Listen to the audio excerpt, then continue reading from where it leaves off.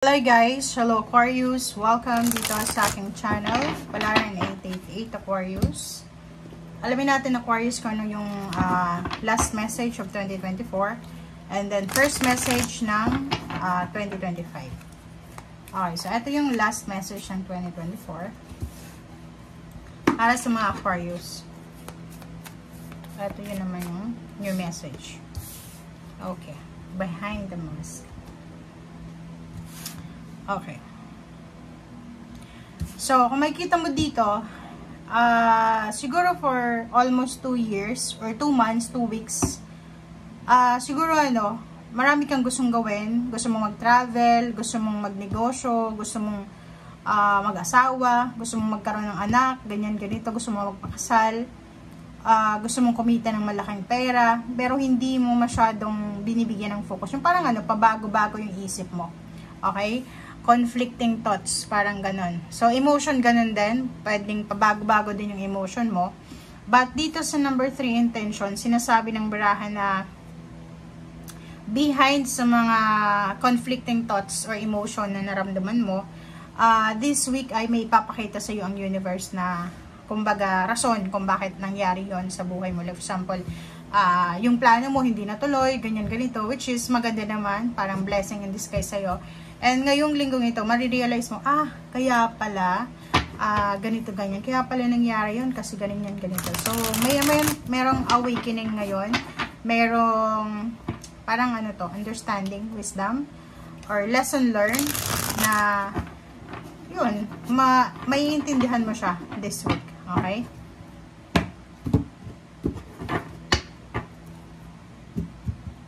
Okay, so, King of Swords. Nakikita ko sure dito na you're focused na para sa pag-move forward. And nakikita ko wala ka ng parang mawawalan ka ng oras doon sa past mo. Diba? Yung parang sa sobrang focus mo para sa improvement ng buhay mo, sa future mo, wala ka ng oras para makipag-reconcile sa past mo, para balikan yung nakaraan mo, which is maganda naman. Okay? So, Judgment card, isang decision making ang gagawin mo this week. It's either kailangan mong mag-resign siguro, or yung iba sa inyo dyan makipaghiwalay, parang so comment down below if kung ano man tong decision making mo, kasi yung decision making na to is aalis ka sa comfort zone mo. So kung ano mang komportabling lugar meron ka ngayon or zone, sinasabi sa'yo dito na gusto mo nang makaalis dyan. Freedom. Okay, so posibleng isang job offer ang kailangan mong pagdesisyonan, isang trabaho, isang negosyo, isang sources or resources of income ang posibleng kailangan mong pagdesisyonan or kailangan mong bigyan ng pansin. Okay, so 2 of Cups. Nakikita ko sure dito, nahahati yung isip mo if mag-aasawa ka ba or mag-aasawa ka na or magfo-focus ka sa career mo. Or yung iba sa inyo dyan, magpapakasal ba ako? Or mag-aasawa na ako? Or may asawa ka na, magfo-focus ka ba sa pag-create ng small family? Or focus ka pa rin sa pagiging breadwinner? Parang ganun. So, comment down below if yan yung energy mo. This week, since it's a New Year's week, sorry, bulol na naman tayo. Sinasabi dyan sa'yo na it's time for celebration, syempre. So, it's time for celebration. May mga kailangan kang i-celebrate syempre, 'di ba? So may i-celebrate tayo, New Year, new you, new beginning. So embrace the energy, the blessings of this week.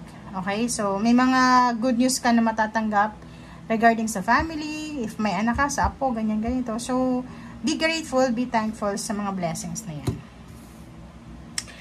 Death card. Huwag kang matakot sa death card na 'yan. At ang death card na to, Aquarius, it's a transformation. Para siyang kung makikita mo yung King of Swords is a manifestation siya na you're moving out from negative situation. Ang death card ganun din, magta-transform yung buhay mo, may kailangan matapos para makapagsimula. Parang ganun lang.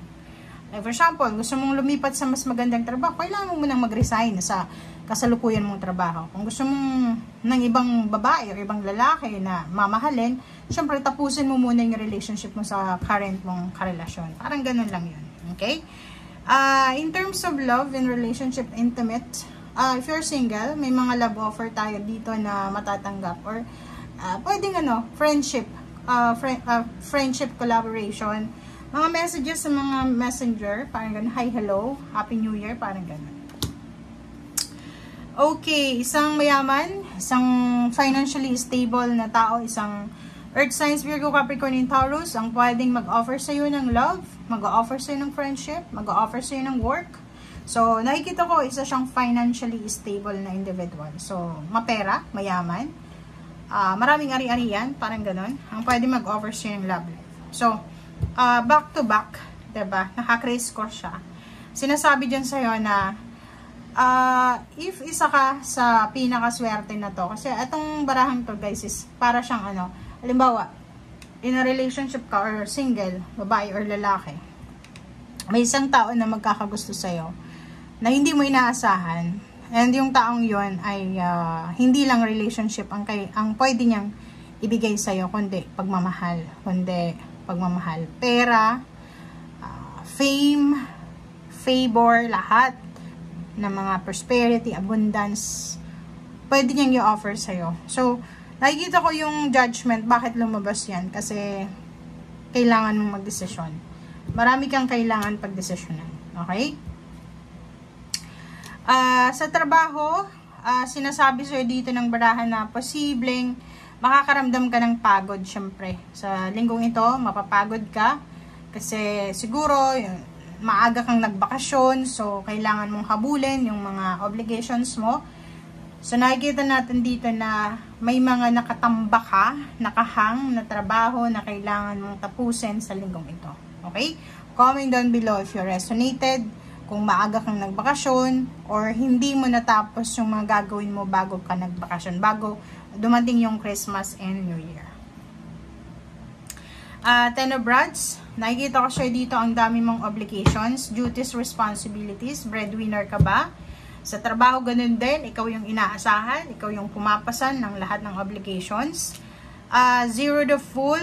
Nakikita ko yung isang risky decision na gagawin mo. So, siguro business ka, tapos magkikreate ka ulit ng another business. So, multitasking, overworking, overanalyzing, over, yung nakikita natin dito.